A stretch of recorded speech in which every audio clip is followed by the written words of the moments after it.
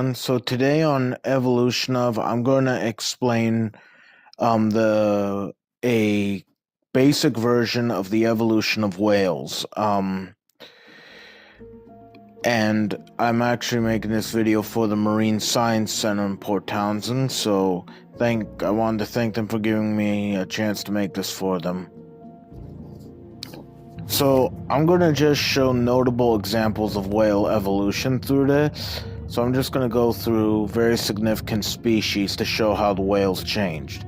The first one we're going to look at is Ambliocetus. It is a whale that its name literally means walking whale. It was like an otter or a seal. In a way, it could come back on land and go in the water and spend more time in the water. It had evidence that it spent time in the water was by its body. It looked like its locomotion would be more like a dolphin or an otter than like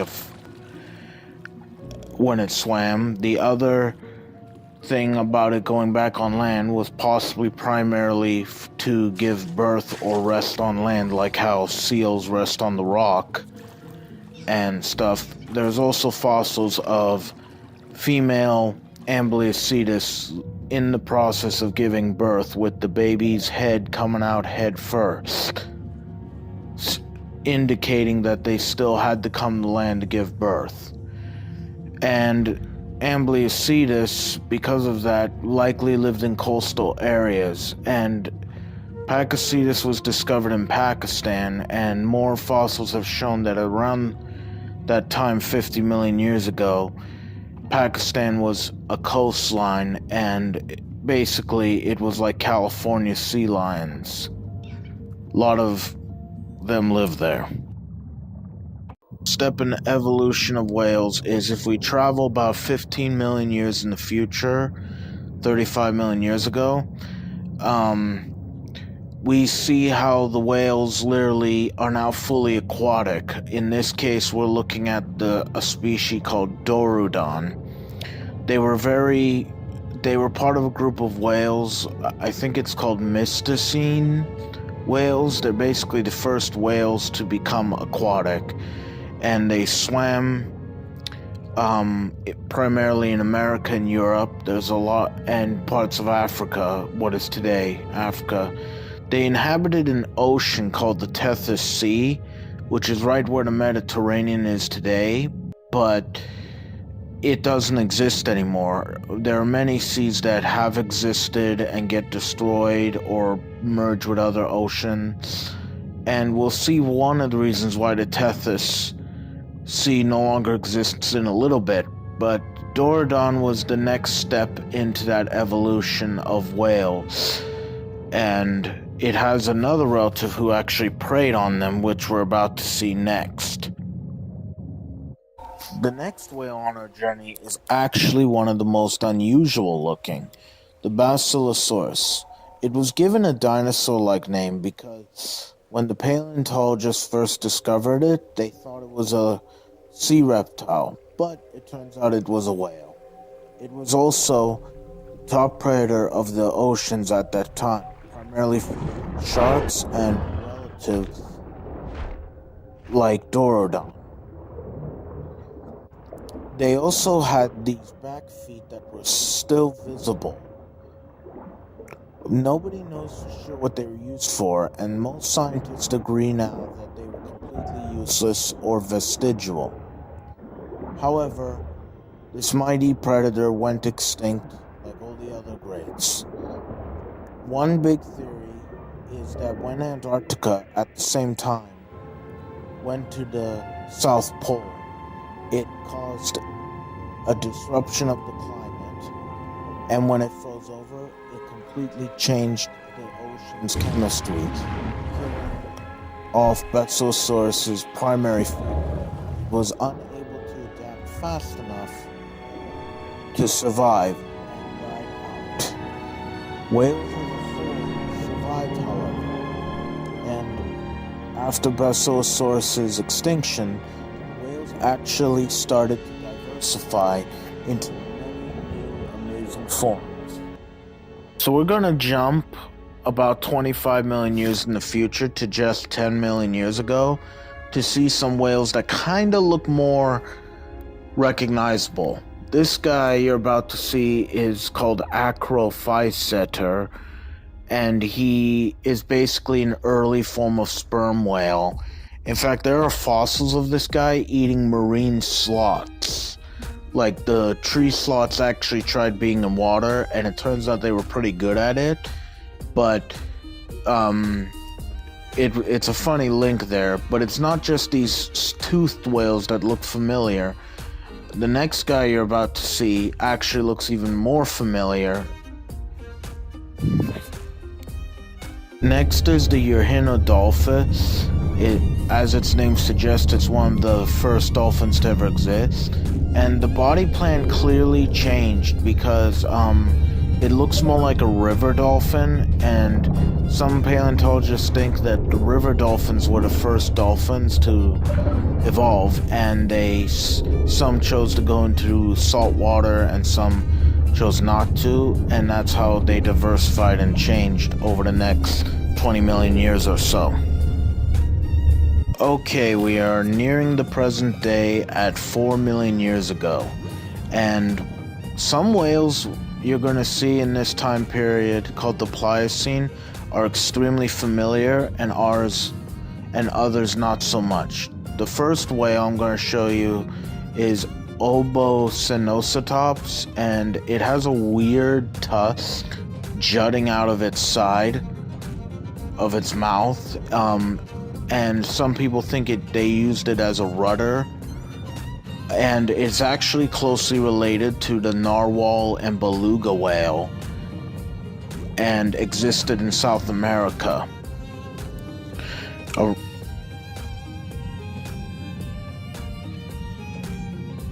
Whale may look familiar, like a fin whale or Mickey whale, but it's not. This is a Cetiotherium, which were the primary baleen whales throughout the Miocene period, which was about 20 million years ago to like 5 million years ago, and most of these whales went extinct by the time the Ice Age showed up, and were replaced by the larger baleen whales that we know of today.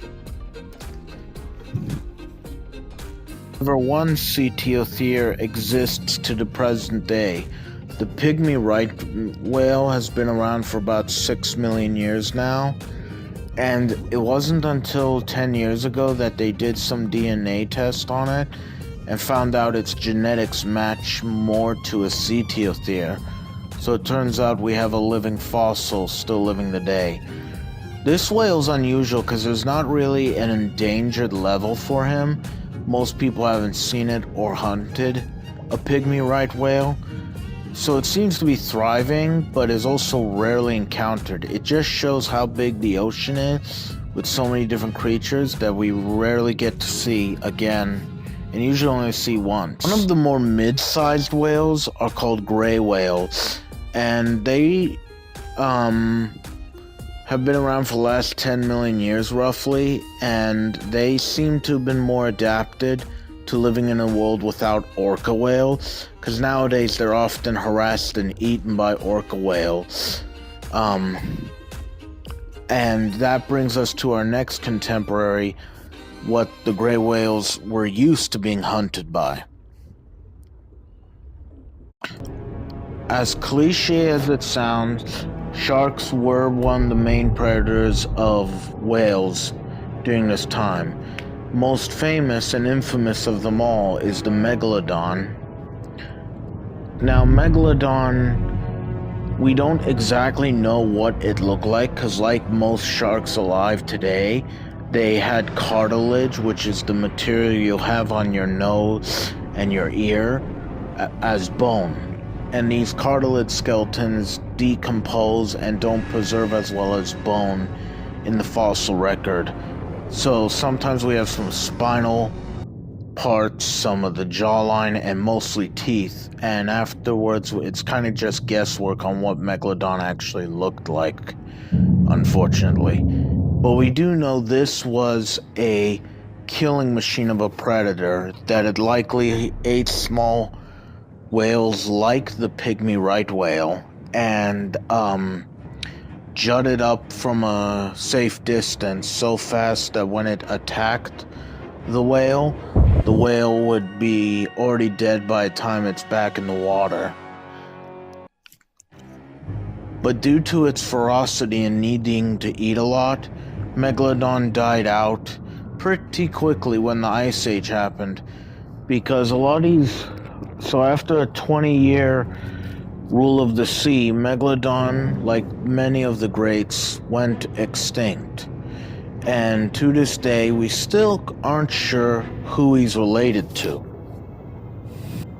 At the time, we thought Megalodon was the only predator in the seas, but we were told wrong with the discovery of Leviathan. I'm probably saying the name wrong. This was a sperm whale unlike any other living today. Its mouth and jaw was wider, showing that it was probably more of a specialized hunter of small whales, and likely even attacked and killed younger megalodon sharks. So it was probably like the orca filled that role of being the apex predator of the ocean. And Leviathan is known to have enamel teeth, which many sperm whales do. And because of that, it had very strong teeth and probably lasted longer than other animals' teeth. And Leviathan lost its main food source of small whales. That's what caused it to go extinct with the Ice Age. One of Leviathan's relatives living today is the sperm whale. It is the largest toothed whale alive today, and their jaw narrowed so that they can eat large giant squid underwater. That is why they have scratches all over their faces from fighting the squid. They have the largest brain of any living animal and do one of the deepest dives of any living vertebrate, diving up to 3,000 feet underwater. The baleen or filter feeding whales flourished due to the Ice Age. Many of them got larger to sustain more fat to stay warm. They became many different forms, from the very famous humpback whale to the Miki whale and the fin whale to the giant blue whale, the largest living creature alive today, some reaching up to 80 to 100 feet long. They also have the largest heart of any living animal, about the size of a small car. Blue whale's own heartbeat can be heard by submarines up to 2 miles away. And these whales primarily are endangered. But one of the whales that have evolved since the Ice Age is possibly one of the most dangerous. The orca whale, a very smart, intelligent creature, is actually a form of dolphin. Currently, they are the apex predators of the ocean. They hunt in packs and are extremely intelligent. They also scare off even great white sharks. The orca whale is also the largest dolphin alive today. And that is a short story of how whales evolved and what they have become. Thank you so much for watching, and I hope you enjoyed my video. And thank you to the Port Townsend Marine Science Center for letting me make this for them. If you like my videos and would like to see more, please like, share, and subscribe.